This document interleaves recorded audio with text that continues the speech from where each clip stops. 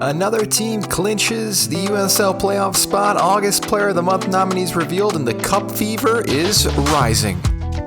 Welcome to All Talk, All USL Talk. USL Community scores, news, and developments in the second highest division. The United States men's professional soccer system, the USL Championship. I'm your host, as always, Vince Galvano. Happy Monday, September 8th. Back to the swing of things in autumn as we approach it. Last week was Labor Day, but now a full week here. Episode number 66, episode 27 of season 2 of Talk USL. Hope everyone is doing fantastic. Yeah, I mean, hey, if you're enjoying the show, just before we get into it, follow the podcast at Talk USL across all social media channels. You can always DM me over there, or you can always write to me at talkuslchampionship@gmail.com. Any questions you have, any points you want to make, thoughts on the show, thoughts on your team, predictions for the future, shoot them my way.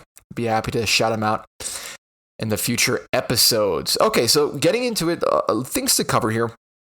It was a jam-packed week, as it typically is. Neill Collins had an emotional return to face his former club, Tampa Bay, coming from Sacramento. That was a good matchup. Hartford, they fell and they bounced back real quick, and they actually made a pretty cool signing.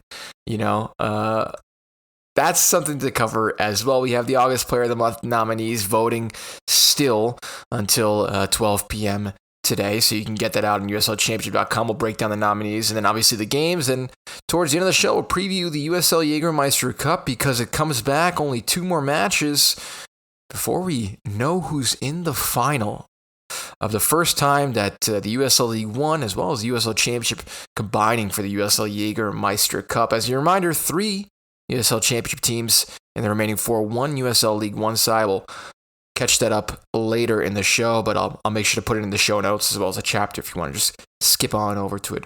No problemo. Okay, goal of the week before we get into the August Player of the Month nominees. Couple cool contenders here. Aiden McFadden, by the way, who also had a ridiculous goal this week, back-to-back weekends. I mean, McFadden is he's up there right now in terms of on everyone's mind, Lou City-wise. Indiana versus Lou City back in August 30th, the Leap FC rivalry. McFadden cut in for the left side, curled home a brilliant strike to the top right corner to begin Lou City's comeback victory against their rival, Indy 11, back on August 30. Kobe Hernandez Foster for Detroit. I watched a little bit of Detroit this past weekend, by the way. They looked really, really good at home. Detroit took on San Antonio on August 30th, though, and LaRouge's recent addition, Kobe Hernandez Foster, one of the big switches that had taken place so far this season in terms of transfers, scored his first goal for the club with a pinpoint free kick in the top left corner from 25 yards out. Maury Donor, the Canadian, Oakland versus Monterey Bay. Donor struck against his former club with a laser from 25 yards that picked out the bottom left corner of the net, giving Roots a much-needed victory. And Darius Johnson, Phoenix, taking on a pass to the Granada International, produced a sensational weaving run through the halfway line, beating 3 Locomotive defenders before rounding the keeper and finishing into the top net. It was a close call between Aiden McFadden and Kobe Hernandez Foster. Those were the 2 that were at the top of the rankings. Aiden McFadden, though, with 50% of the fans' votes. Kobe Hernandez Foster had 33%. So Aiden McFadden, congrats on the fans' choice goal of the week for week 26, but we are in match week at the moment, 22/23/24 if you're Monterey Bay. August Player of the Month nominees, 4 teams to shout out, 4 players, as you know.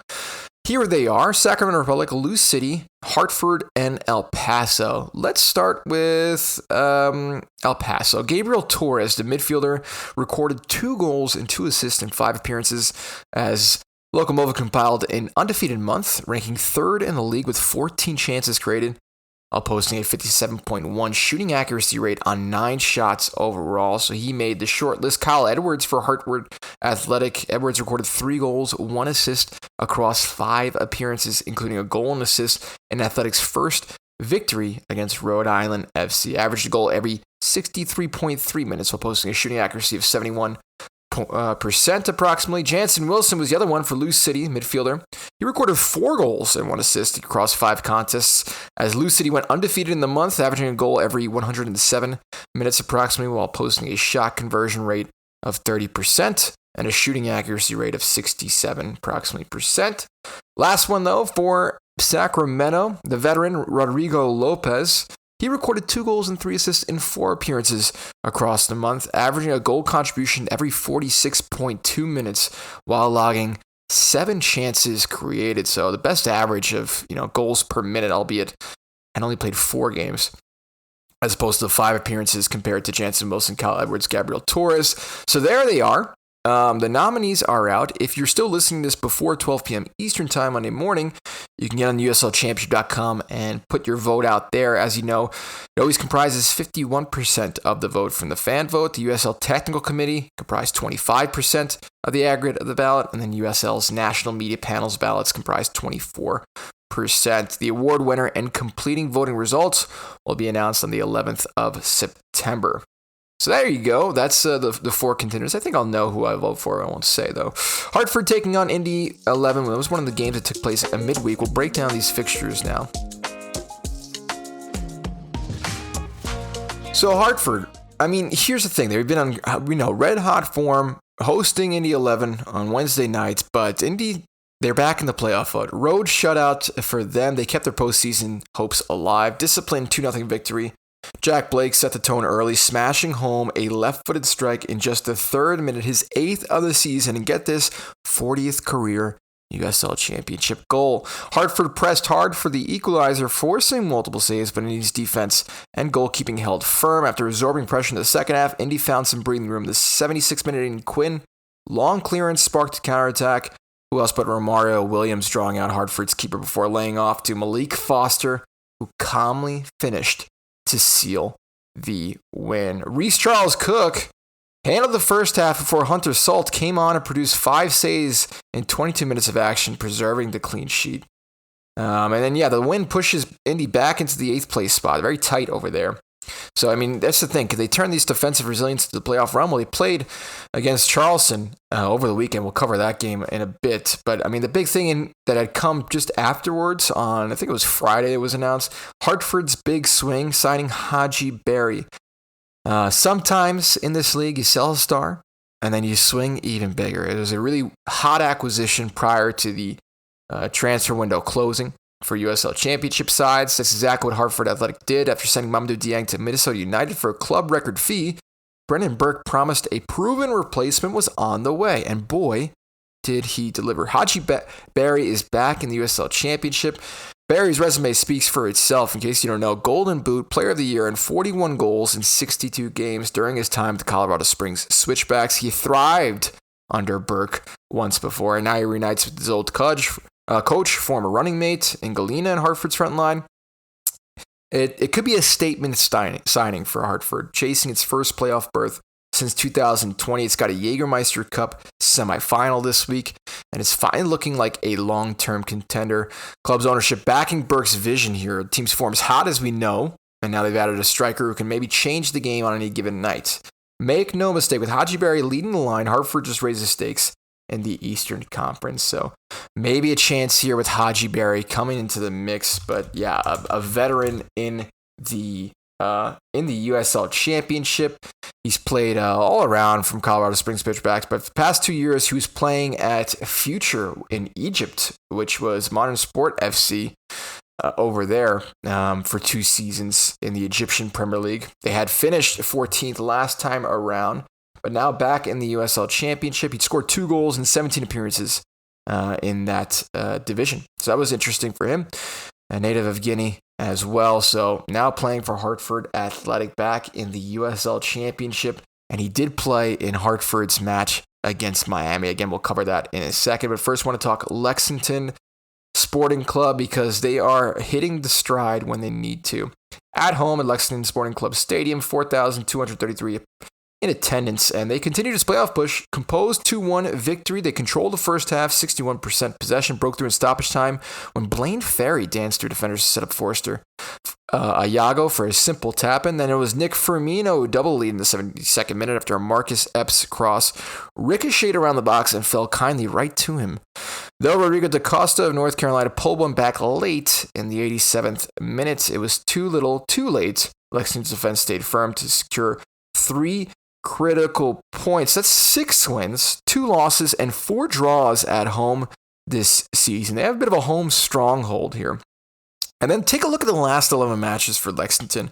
And again, I mean, a great example of just, exercising your option to come up into the championship, adjusting to it. It was a bleak beginning of the season. I think they had their first win against Hartford too, if I'm not mistaken, way back in the beginning of the season, right? And then now, 7 wins, 2 losses, and 2 draws in their last 11 matches. So peaking at the right time. Very, very important.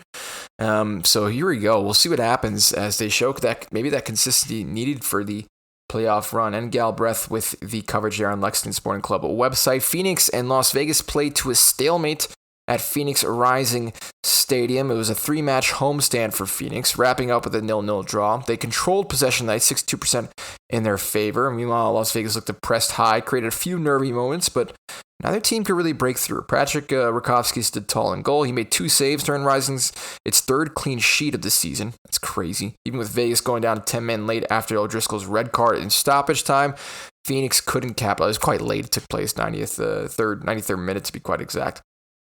But Vegas' back line, despite multiple cautions, heavy pressure, they bent, but it didn't break, really, until that red card. Avievu always been looking good at the moment, nearly unlocked Vegas with some sharp interplay, but his best chance fizzled in the final third.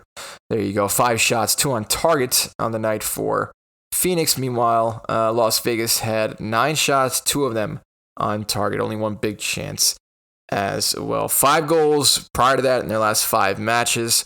Meanwhile, Phoenix were really in goal scoring form with 11 goals in their last 5 matches. But yeah, 0-0. I think they'll both take that draw and try to get points elsewhere. Phoenix Rising FC website. Detroit, we got to talk Detroit.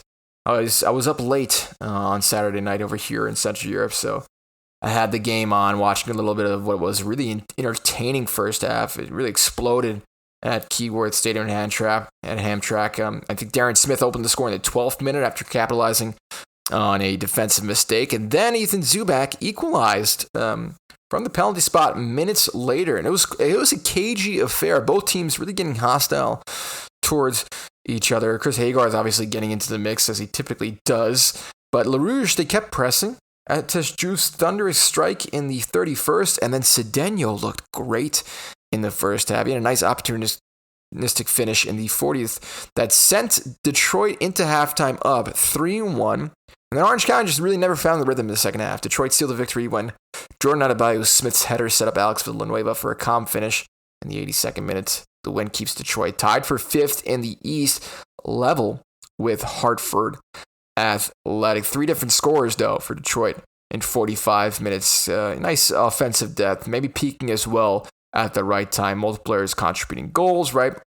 And if the attackers keep firing on all cylinders as such, and they keep that really nice atmosphere going at Keyworth Stadium, keep the intensity high, and they could be looking at a solid, maybe even hosting a game in the playoffs. Charleston were the other team that had clinched this weekend, taking on Indy 11 at home at Patriots Point. It was a brace for the man. Cal Jennings struck first in the 30th minute, buried a penalty kick after MD Myers was fouled in the box. He doubled the lead in the 67th, pouncing on a defensive mix-up to notch his 14th league goal of the year. He's leading the way, and it's crazy after how, Charleston, what they had managed to do, the fact that Nick Marcanic had left last season, but picking up Cal Jennings from Tampa Bay, and the guy has proven clinical. 14 goals so far in the season, leading the way, albeit not as much goals as Nick Marcanic, but still some time to catch up there. But still, Andy pulled one back through Jack Blake in the 72nd. That was 9th goal of the season. I think it was 41st goal in the USL Championship. Charleston's defense goalkeeper Luis Amudio held firm to see out the victory. So he's leading the golden boot race right now, Cal Jennings. Aaron Malloy dictated the play with 105 accurate passes, 6 duels won, and 2 chances created. A midfield masterclass. So you have him anchoring the midfield, Jennings red hot, pyramid side, balancing some grit with some flair. And as you know, Juan De Vitor is always good in the set pieces as well. So we'll see what happens as we further develop. But man, oh man, Charleston clinching the 2nd spot in the USL Championship playoffs. Charleston Battery with the coverage there on WCSC. Official press release as well. Miami and Hartford going toe-to-toe. This one, Hartford back to winning ways in Florida. And it's Panayiotou whose return seals Hartford's road win. It was a vital 1-0 victory. It was tightly contested first half. Mangangela sparked the breakthrough in the 53rd minute by stealing possession, setting up Panayiotou, who's out on loan at the moment in Hartford from Rhode Island. He buried that one-time left-footed finish. Then Hadji Barry, we talked about him, made his long-awaited debut off the bench. Really helped to create a second. While Anthony Sia delivered a string of big saves to preserve the clean sheet. The win extends Hartford's strong run of form back into form, and now shifting focus obviously to the semifinal clash. Panayiotou, though, back from injury, the New England Aloni, marking his return with that match winner, which was great. Sia did register 5 saves on the night. And yeah, there you go. 11 shots on the night, 4 on target for Hartford. Didn't control most of the possession, but with the possession they had, they made sure it count. Hartford Athletic news release there via our Sports Central. Tampa Bay taking on Sacramento. A couple things I want to talk about, obviously. Neill Collins' return here to Tampa Bay, obviously representing now Sacramento Republic on the touchline. But John Morrissey's back for a breakdown newsletter. John Morrissey, it's always Nicholas Murray for newsletter, all news content, USL Championship, and then everything when it comes to breaking down tactics, little intricacies, what formations, what's the strat. John Morrissey is great. Definitely check out his profile, his website as well. Back for newsletter, subscribe to it. Highly recommend. He broke down the frame of the Rowdies' current state this past week, and he talked about a couple of things, 3 things to be exact. But I'll focus on 2 for the sake of just time, right? So inconsistency rooted in the back 4 was one of them. The other, though, signs of tactical blueprint emergence. So a little bit of like a negative and positive. So let's start with the negative. So Morrissey pointed out that Tampa Bay's low press in a 5-3-1-1 shape often leaves like a passive defense. It invites a bit of pressure, as well as box entries. Like 20 touches conceded to Pittsburgh in just one half was asinine, as I like to say. The back line compresses but doesn't press, which creates exploitable channels. So makes the Rowdies' defensive numbers look middling despite having all these bodies behind the ball. But here's a good sign. There's a tactical blueprint emerging. Substitutions, particular Arteaga, Paul Murray, showed how Tampa Bay can reshape their back 4 or 5 into something more aggressive and organized. Arteaga's hold of play and Marie's ability to break lines gave the Rowdies more balance between pressing and possession. Morrissey noted that, these moments are rare but represent a path forward if they somehow want to sneak into the playoffs as a dark horse. That's on tactical breakdown of Tampa Bay. Now, coaching carousel-wise, we know it spins in any league. Facing a former club as a head coach is a relatively common occurrence, though, in the USL Championship. Just look, Dennis Sanchez made his return to Las Vegas and New Mexico. You had last year Orange County's Danny Stone facing Phoenix Rising FC, and at Hartford Athletic's Brendan Burke facing Colorado Springs Switchbacks. But now, check it out. Sacramento Republic FC manager Neill Collins, his return to face Tampa Bay Rowdies at Al Lang Stadium this past Saturday night, it carried something different. He had said leading up to the game, I think it'll be a little bit strange. Listen, I've been here long enough now, totally focused in Sacramento and being successful here. The only thing that really matters to me on Saturday is winning. But no question, when you spend 7 years with a club, a lot of people that you worked with, a lot of those relationships, it'll be strange being on a side that wants to beat them, That's what he said. USLChampionship.com and Nicholas Murray there with the coverage. So Republic FC, though, Neill Collins back at his former homestead, and he made chances count. Sacramento traveled to Florida, Tampa Bay over there, right? Left home with a 2-0 victory. The Indomitable Club didn't need a flurry of chances, just 2 well-taken moments. Rodrigo Lopez, who we know, right, is currently a contendee for the August Player of the Month. He scored in the 29th minute, the long-range strike that deflected past the goalkeeper before Russell Cicerone iced the game in stoppage time with a composed finish set up by Sebastian Herrera. Sacramento's defensive strength once again anchoring the performance. Danny Vidiello making 4 saves on the night, while Ryan Jeji and the back line absorbed Tampa Bay's second half pressure to preserve the shutout. Republic FC banking 3 points, carrying momentum as well into their upcoming Jägermeister Cup semifinals. Only 2 shots on goal, but hey, they both turned into goals. Vidiello made 4 saves on the night. Back-to-back clean sheets for Sacramento here. And I mean, one question you can ask Jeff, can Sacramento's defense-first approach carry them through this stretch of heavy fixtures? Well, yes. If with Vidiello in goal, backline that consistently wins key duels, and if you just take the chances that you get, Lopez, Cicerone both in form, you can look to build for knockout games and playoff pressure, and a great one coming up in the semifinals for the USL Jägermeister Cup this week. Sacramento Republic FC news released via our Sports Central there. Rhode Island taking on a loose city at Centerville Bank Stadium. What was announced this past Wednesday was midfielder Kevin Lambert. I'm sorry, no, it shouldn't be. It was announced Wednesday that Kevin Lambert, the Jamaican international, was selected by the men's national team for its upcoming 2026 FIFA World Cup qualifiers against Bermuda, against Trinidad and Tobago. He didn't play, though, in the 4-0 thrashing of Bermuda, but may have a chance to appear against Trinidad and Tobago on Tuesday night. We'll see, but congratulations to Kevin Lambert for the call-up there. Lose City, though, at Centerville Bank Stadium. Aidan McFadden, somehow, someway, in the 18th minute, strikes a curling effort that smashed off the far post and in. Was the only goal in a tight 1-0 win, but this goal was from an impossible angle. I mean, it's either that or the Colorado long-range shot that will win goal of the week next time around, and mark my words there. Rhode Island, though, talking about them, they frustrated the league leaders with disciplined performance. They outshot Louisville 8-4, holding the lion's share of possession, keeping Lou City's high-powered attack to just one shot on target, but the Ocean State side couldn't find the finishing touch, and their late push came up short. McFadden's magic, a really stunning strike from him. I mean, elsewhere, Elder Sanchez, he was named player of the match for his energy and defensive composure. Despite the loss, Coque Vegas marked his 100th USL appearance. Largely untested throughout, but still a tremendous achievement for him. Hoping for another 100 in the USL Championship and then some. So can Rhode Island's defense-first approach as well carry them into a deep cup or playoff run? It gives them a chance. I mean, holding Charleston to 5 shots last week is tough. Charleston then Louisville to 4 here. But just sharpen up the attacking output, and then the margin for error, as we know, is razor thin. But if you manage that, then hey, you're looking to just kind of get back in there. Probably not hosting a game, but still getting back into the playoffs and back-to-back season. You are the Eastern Conference and finalists from last season as well. Rhode Island FC news released via our Sports Central, as well as their official website there. Tulsa taking on Birmingham at One Oak Field. Calhera, reliable again. His 11th goal of the season. He converted a cool penalty in first half stoppage time to give the host a deserved advantage. Tulsa, they try to press hard at the rate. They generate 12 shots, keeping Matt Van Oekel busy in between the pipes for Legion. But in the 87th minute, Birmingham stole a point as Jack Rufe rose highest on a set piece to nod home the equalizer. Despite the frustration, Tulsa's draw does still keep them on top in the West, while also stretching that home unbeaten run. Lamar Batista, commanding for most of the night, summed it up himself. Great for 82 minutes. And Matt Van Oekel looked quite solid as well, denying El Medkar, Lukic, and Weber on those occasions too. I think here, maybe matches could be like this are a warning, maybe, for Tulsa.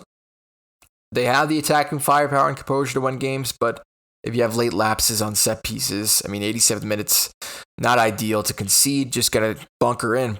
I keep using that word, bunker, and make sure you hold off that win. But in any case, it doesn't do too much damage to them at the moment. They've been great, Tulsa. I'm sure they regret this one, but they'll have a chance next time around in their upcoming match, which will be, just to double check, against New Mexico. I'll be on the New Mexico side. They finally got a win after quite some time as well. Okay, so elsewhere in terms of performances, I think only 3 more games to cover.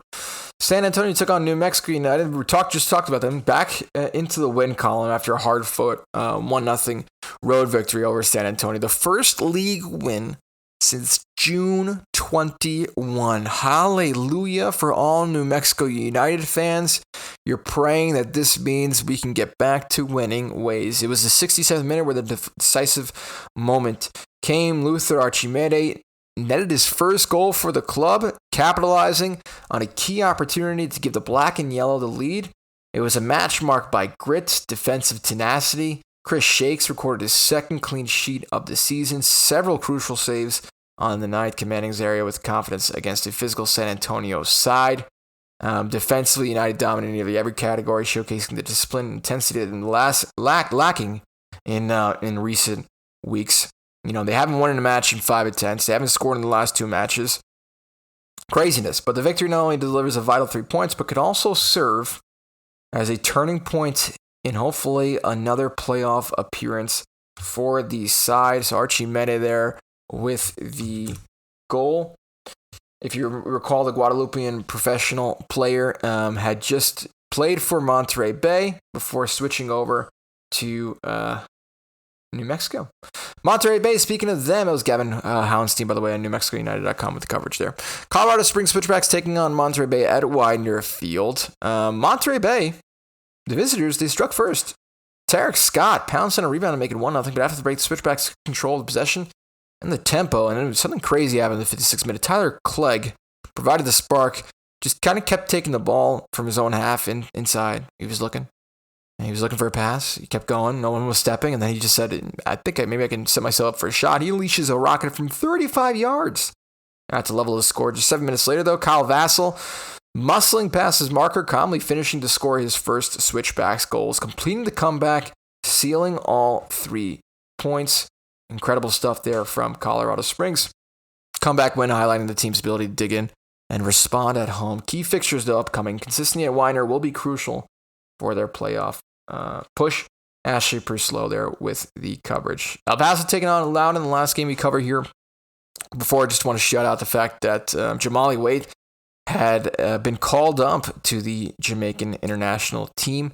So he posted a really nice performance, 3 saves against Bermuda in the 4-0 victory, clean sheet for the international side. So that meant Sebastian Mora had to step in between the pipes for El Paso's first appearance since July 27th, when he only played 26 minutes against Union Omaha. Last time he played in the USL Championship, we have to go back to June 22nd, where he posted a really good performance in an away win against Monterey Bay FC. So there you go. Let's see now what happens. El Paso hosts Loudoun United here at Southwest University Park, and they saw their 7-game unbeaten streak end. Visitors stunned the host early with 2 goals inside the opening 12 minutes. Just a really back and forth little jab, double jab there, forcing El Paso to really chase the match for most of it. Despite hitting the crossbar twice, dominating the second half, Los Locos couldn't fully recover. Palermo Ortiz pulled him back in the 60th minute with a header off Ricky Rua's corner, but his nights turned sour just minutes later as he was sent off in the 75th minute. Even down to 10 men, though, El Paso pushed late, could not find an equalizer. Ben Mines, Drew Skrundrick providing the early knockout punch, each scoring inside the first 12 minutes. Skrundrick somehow managed to get in those goals. I believe it's his 2nd or 3rd goal this season. So does the loss derail El Paso's playoff push? Not yet. It could be a warning if form like this continues. But they generated chances, 20 shots. They just kind of had some mental lapses. Obviously, their starting goalkeeper wasn't in between the pipes. That also has a bit of an effect, as you know. And when you go down in the beginning of the game, it's sometimes hard to get back into it. And that's El Paso Locomotive FC news release there. Our Sports Central as well as their official website. Oakland and Pittsburgh, we'll just preview real quick because I'm recording on a Sunday. But 3 key hype builders on this game. Defensive redemption line. Pittsburgh has not kept a clean sheet in 5 straight league games. Both goals conceded last week came from corners. That's one thing. Can they rediscover their defensive identity in Oakland? Meanwhile, finishing frustrations versus Roots striker threat. The Hounds generating a mountain of chances in Tampa. 70 final third entries, 26 touches in the box, 36 crosses, but only found 1 goal. Across the field, though, Oakland leans heavily on Peter Wilson, who leads the team with 7 goals and 3 assists. So which tackle have the bigger punch there? And obviously playoff pressure building for both sides. Pittsburgh needs a win to halt its slide and get back into the East top 4 chase. Oakland sits 3 points below the playoff line leading into that game. Both clubs playing with postseason urgency. It feels like a swing game for their campaigns. And that's really what was this past week in the USL Championship in terms of key fixtures. So Charleston, the 2nd team to clinch with 50 points. That magic 50 number, getting the 5-0, getting up there in points. So they are the 2nd team in the playoffs. Obviously, Lou City, we know, clinched last week around, so they have 54 points, still top of the Eastern Conference, 54. Charleston with 54 points behind them, that tremendous gap between 2nd and 3rd place. Loudoun, back-to-back wins for them. They find themselves 37 points, just separating themselves from the bunch. North Carolina has been in back-to-back losses with 33 points. from 22 matches played. So they have a game in hand over Loudoun United FC as well as Detroit FC, both having 23 games. Detroit looked pretty good this weekend against OC. They find themselves with 32 points, same as Hartford, who got back to winning ways against Miami. Then 7th, 8th spot, this is where things get very interesting. So Hartford, 4 points ahead of Pittsburgh. We'll see what happens tonight. Albeit, this is going out on Monday. We'll see what happens to Pittsburgh tonight. But they need a win to really make sure they're staying with the top upper echelon of the Eastern Conference. What's left of it, with Loudoun leading the way, right? Or North Carolina, you can arguably say. Then you have in Indy 11, 23 matches played, 26 points. And in the bottom 4, Rhode Island with 24 points for 23 matches played. Birmingham with 22 points, 23 matches played. Tampa Bay Rowdies with 21 points from 22 matches played. On the bottom of the Eastern Conference is Miami FC. Yet again, they officially dropped down there at the bottom of the Eastern Conference. We'll go from bottom to top in the Western Conference. So the bottom 4 teams outside the playoff points at the moment is in 9th place, OC. They're trying to get in there. They do have 21 matches played, the least out of any team in the USL Championship, similar to New Mexico United. So they have games in hand, which is going to help out tremendously. Then you have Las Vegas Lights with 24 points from 23 matches played. They find themselves in 10th place at the moment. Monterey Bay, the most matches played in the USL Championship with 24, but they only have 24 points from it. 11th place for them. Bottom of the Western Conference is Oakland Roots with 21 matches played, similar to OC. We'll see again what happens against Pittsburgh, but yeah, a draw or a win will do wonders for really either side. Just don't lose could be the message. We'll see what happens there. Then top 8 in the Western Conference. San Antonio with 30 points, 22 matches played. Phoenix Rising, same amount of points, 23 matches played. New Mexico United, 21 matches played, 30 points as well. Colorado Springs Switchbacks, 22 matches played, 30 points. You have 4 teams from 5th to 8th place on 30 points. And what's crazy about it is the fact El Paso sits in 3rd place, guys. 32 points. There's only a 2-point difference between 8th place and 3rd place in the Western Conference. Absolutely crazy. Lexington's the other team right in the middle there, was in 4th place with 31 points and 23 matches played. Top 2, this is how it looks. FC Tulsa with 43 points. Top of the Western Conference despite the draw this past weekend. Sacramento Republic FC, back-to-back wins for them. They take on a Phoenix Rising side next. They have 37 points and a game in hand over Tulsa. So very, very interesting stuff. As you know, Cal Jennings leading the way, top scorers with 14 goals. Right behind him, though, is Miami's Francisco Bonifilio and Philip Goodrum with 12. Francisco has 13. That's how things going in the table. Then preview of the matches up and coming. USL Jägermeister Cup. Let's talk that before we get into what the next matches are over the week in the USL Championship. The Jägermeister Cup, 2 games coming at you Wednesday. Mark your calendars, September 10th, 7 p.m. Eastern.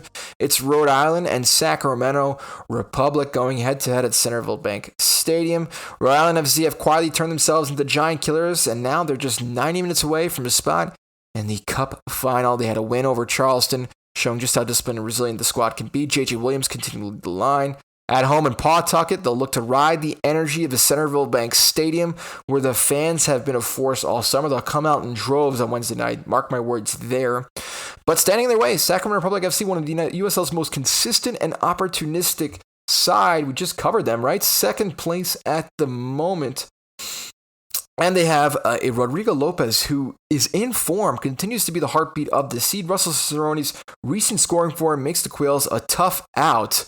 Sacramento league-leading defense will be tested by Rhode Island's physicality, but the visitors have the pedigree and experience to thrive in knockout soccer. Expect a tactical chess match between the two sides. Who's going to rise to the occasion then? Wednesday night, 7 p.m. semifinals, USL Jägermeister Cup, Rhode Island against Sacramento. I'm going for Sacramento in that one. Hartford Athletic taking on Greenville Triumph SC here Wednesday, September 10th at 7:30 p.m. Eastern. Hartford, as we know, flying into semifinal with momentum back to winning ways, even despite losing earlier in the week to Indy 11. They got the win against Miami. Now they extended their unbeaten run, and just to feel that massive signing, Hadji Barry. While Barry may not start, the simple fact that he's in the squad sends a message. Add in Galina Panayotu's return from injury. Boys in green look loaded with attacking options. Greenville, though, come in with nothing to lose as a lone USL League One representative. They already proved their mettle by knocking out 8-11 in dramatic fashion. If they can weather Hartford's early pressure and make the most of set pieces in the transition moments, they got a real chance to shock a championship side and make their way into the final for Hartford. Man, oh man, what a way to just mark a solid season, getting to the final, competing for some silverware, regardless of what happens in the USL Championship playoffs, regardless if you qualify in the USL Championship playoffs, you have a chance 2 wins away from getting the USL Jägermeister Cup. That's what's on the line, and you're home. Very interesting stuff. We'll see what happens there.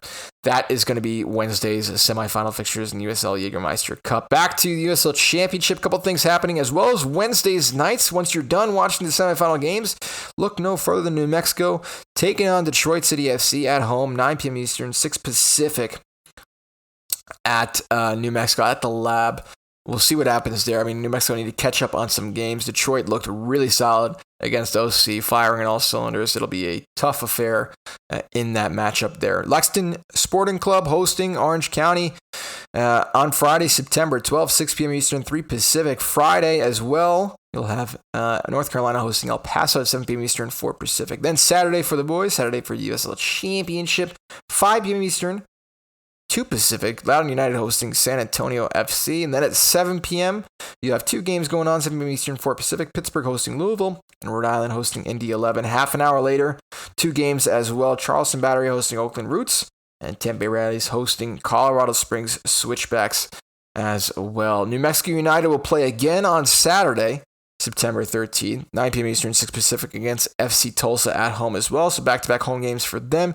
10 p.m. Eastern, 7 Pacific, Sacramento hosts Phoenix Rising. Monterey Bay hosts Hartford Athletic. Last game of the weekend will be Las Vegas Lights hosting Miami FC, 10:30 Eastern, 7:30 Pacific. The USL Championship also announced that the match between Miami FC and Rhode Island FC, scheduled for Wednesday, September 17th at 7 p.m. Eastern, has been rescheduled to Friday, September 19th at 7 p.m. Eastern. We'll cover that obviously next time around, but we'll see what happens. Semifinals, we'll know what the final looks like next week. Don't forget to vote for the Player of the Month nominees. If you're listening to this before 12 p.m. Eastern on Monday, USLChampionship.com. Put your vote in, especially if you're a Sacramento fan, Lou City fan, Hartford fan, or El Paso fan. Your players are competing with each other. That's the thing. All right, everyone. Have a great week and talk soon.